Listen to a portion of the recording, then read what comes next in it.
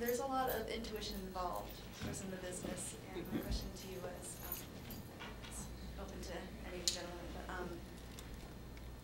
has there been a time where your gut instincts have been different from like the logistics of the business, and when have those times been, and how do you manage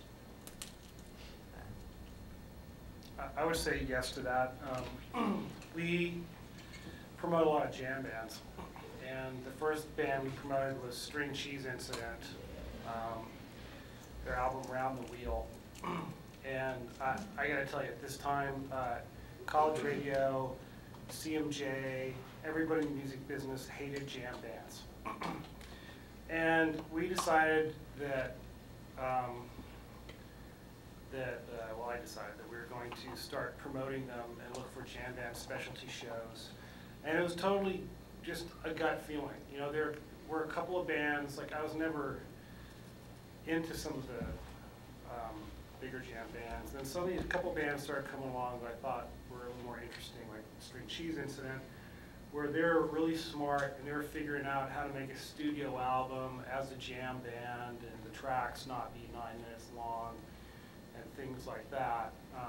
Most bands that kind of fall into that niche had not figured that out. So it was death at radio to send these CDs out. You know, they were known for being long, kind of wanky tracks where, you know, a lot of kind of self-indulgent soloing and group soloing and on and on. And we just kind of picked a couple of key projects and started tracking down stations and discovered that David Gans, who was tied with the Grateful Dead, had a couple shows going on the radio and some people like that out there. And so we started sending out new music to these people who were mainly just playing the Grateful Dead. And there was, you know, I would say like String Cheese Incident kind of set the bar really high in terms of business model. They do everything. And you know, when you go to their website, you can not only find out about the band and where they're playing, you can buy concert tickets, you can buy transportation to the concert, everything they control from top to bottom. And they do it their way and they do it themselves.